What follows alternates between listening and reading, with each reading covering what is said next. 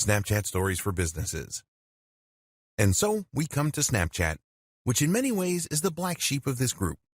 Snapchat is the one that started it all, of course, but it's also the one that in some ways is the most limiting for marketers. That's because Snapchat doesn't have a live feed or page where permanent content can be placed. It also lacks some of the advanced tools that other platforms benefit from. Another issue with Snapchat, and one that doesn't get raised often, is that it is actually not programmed all that well. The app takes up more space than it should, uses more memory, and doesn't have the most intuitive interface. But it remains popular. In fact, it is still the fifth most popular social network of all and has 330 plus million users every month. Consider, too, that the entire experience is built around stories in this case. So, if you're going to be creating stories to share on Facebook and Instagram, then you might as well post the same ones here as well. A quick primer. To bring you back up to speed, Snapchat is a site that lets you create short-term messages that can be sent to specific users, as well as stories that work just like they do in the previous two examples. When a user posts to their story, the image or video will again be viewed at the top of the app, this time on the Discover page.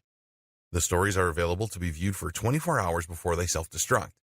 You can see stories from friends as well as stories from accounts that you subscribe to. This is what we're going to be targeting with our marketing. The demographic for Snapchat skews very young, which may or may not be a good market for your brand, something to consider when deciding how to divide your time. The good news is that the average user opens the app 25 times a day, and the reason likely has to do a lot with a powerful urge that we can tap into as marketers, FOMO, that is, fear of missing out. Posting content. When you enter the app, you'll see there are four main windows. Those are Camera, Discover, Friends, and Snap Map. One thing that is very unique about Snapchat is that the first thing you see is you. The Snapchat app opens up onto the camera, which makes it easy to start posting right away. Swiping across the screen is how you navigate between the different windows. We're interested in the camera window, of course, as this is where you'll create your images. To take a photo, you can simply tap the large circle down on the bottom or hold it for video. We've seen this before at this point. Videos can once again last up to 10 seconds. There's also the option to upload from your gallery, which is always a good option if you want to increase the quality of your content. More on that in just a moment. Filters or lenses. As with the other platforms, you have a lot of interesting options for decorating and augmenting your stories at this point. Most of these will be available after you take the photo, but before you go ahead, you also have the option to apply filters called lenses. Lenses are effectively filters that will add different accessories to your face or alter it in humorous and creative ways.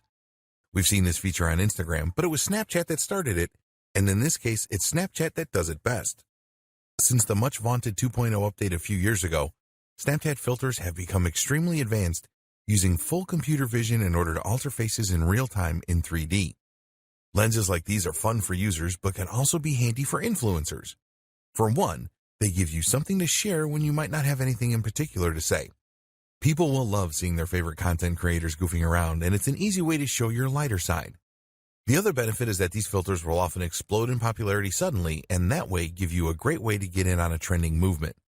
To access these filters, either tap on your face in the photo or use the face icon just next to the capture icon. From here, you can then take a photo or film as normal. Editing content. Next come the different editing options you have available to you once you've taken a photo. These include stickers, which you can apply around the image's decoration. Stickers come in a lot of different shapes and sizes. You'll search through them based on category, and from there you can add them to your post. These are updated all the time and provide a great way to quickly communicate a concept to your viewers, so they're worth exploring. The T icon will allow you to type and edit the font, and the pencil icon will allow you to draw on the photo or video in real time. The scissors icon lets you crop your image in order to create new stickers from it, which is a very handy feature if you use it properly. The stopwatch icon is what allows you to set how long you want your content to be visible to the recipient for. This includes your stories and lets you show a quick glimpse of something or show a longer image that gives the user time to read.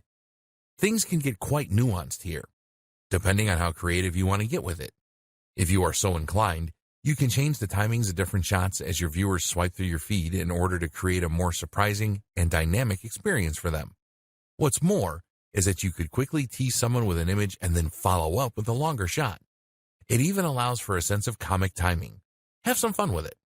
Adding a call to action. Finally, though, The most useful option of all is the ability to add links to your posts. This is one area in which Snapchat drastically outperforms Instagram. Whereas Instagram requires users to have 10,000 followers or a verified account before they will be able to use links through the swipe up method, Snapchat lets you add any URL you like right away. This means that you can promote a product right in your Snapchat and then link to it so that people can buy right away. This is an ideal way to convert your Snapchat momentum into sales. Once you've added all these final touches, all that is left to do is to hit the blue send button, the arrow, in the bottom right-hand corner. You'll then be prompted to select if you want to send your story to someone you know or add it to your story. How to create better stories. At this point, you understand the benefit of using stories, and you understand how to use them on the 3 biggest platforms. There are more we haven't looked at yet, YouTube Reels for example, but that covers the big places that you should be spending most of your time and energy. But that brings us to the missing and most important piece of the puzzle, the quality. How do you ensure your stories are good and worth watching for the users? Quality content. Before we get into the technical details, it's first important to consider the very concept of your story. Is this something people want to see? Are you overdoing it? Quantity and regularity are a big consideration for many creators making social media stories. So then just how often should you post and at what time of day? As for quantity, the general advice for social media in general is that you should post once or twice a day. This has been shown by studies to be more effective than posting either more or less regularly. The problem with this, however, is that stories work differently from other posts, and so we can't extrapolate this information. Whereas posts to your main feed risk clogging up users' feeds and becoming irritating, or simply being buried and therefore gaining no benefit, posts to your story will appear at the top of the page and not in a queue. Moreover, while Instagram and Facebook use complex algorithms that favor the individual user in order to determine which posts to show, this is not how stories work. Stories are far more weighted by chronology, meaning in other words that the most recent story is the one that you will be shown first. And that means that you can more easily get seen if you post more regularly. This way, you'll be the first story presented when more people open up their phones, in turn meaning that you'll get more eyeballs on your content. Don't go crazy, but there's no reason not to post 10 times in a row if the idea you're trying to get across benefits from it. Don't do this all the time, though, or your viewers might still judge you. As for timing, the best time to post is just when people will be getting home from work. That means roughly 6 p.m. in your local area, but you'll need to be strategic to target the most countries possible if you have an international brand. What to post about? This is the other big question to ask yourself when posting stories. What is this about? Is it well suited to the format? Should you be posting it at all? Anything can be a story. You can post an image of a product and call that a story. Generally, though, this will simply beg the question, why wasn't that a regular post? Users want to see you use stories to post about things that are happening now. This is why they're so often used to post about concerts, travel, meetings, seminars, and similar events. But this is also what makes them a great fit for product launches, special deals, competitions, shoutouts, polls, and clips of other things that you might be doing. Going on a business meeting somewhere interesting? Why not bring your followers via stories? Just created a new post for your blog? Stories. Stories also work extremely well for news sites. For instance, if you have a tech channel and a big company releases a new smartphone or computer, then you can write about it on the blog and then immediately share that post as news to your stories. If you find yourself struggling to come up with ideas for stories, then consider creating a kind of recurring theme or even a series. A good example was when actor Chris Pratt used stories to share what he was eating every day on his diet. They were funny, short, and a great insight into his life at the time. They also had the added bonus of showing a bit more of his life through things happening in the background or other stars in the videos. Higher quality. Your stories don't need to be extremely high quality. In fact, that is often considered to be one of their biggest benefits, that they can be made quickly and don't need to be works of art. With that said, though, creators like Peter McKinnon are showing everyone else up by showing just how attractive and professional they can be. So, depending on the nature of your brand, you might choose to stand out with a highly polished and beautiful story. At the very least, learning some basics when it comes to photography, editing, framing, and more can help to elevate the level of your stories and all the rest of your content for that matter. Taking better photos. Equipment. The first thing you should do is to equip yourself. If you hope to take the best pictures that will look professional on your account, then you should have a camera that will be able to take high-definition images, and you should have editing software so that you can add that extra bit of professional polish. You're probably used to taking photos for Instagram and Snapchat on your phone, and that, of course, is something you can still do. To take high-quality photos, you just need a phone with a good sensor, high megapixel count, and respectable post-processing. Good options include mostly anything by Apple or Samsung, the Pixel phones, Nokia phones, etc. But you also have the option to take photos from your gallery, which you might have added via an SD card or Wi-Fi transfer. This is how you can take photos with a professional DSLR or mirrorless camera, and you will see the difference. This is especially true if you shoot in RAW with a flat color profile and then do a little editing as well. This means that the camera will minimize post-processing, providing more information from the original image to play with. That in turn means you can really create that dynamic HD-looking contrast and crush those blacks, get the colors to pop. Being ready. If you run a business with a social account, then you should be constantly ready to capture images when the opportunities present themselves. For instance, when I sold my old car in cash not long ago, I took the opportunity to photograph the money in a range of scenarios ready for potential use on my money-making channel. Likewise, you might find when you're on a walk that you see a great cityscape which could be used in a range of generic motivational posts. Make sure you have your camera on you at all times and that you are actively looking out for great photo ops so that you can create a great resource to draw on in the future.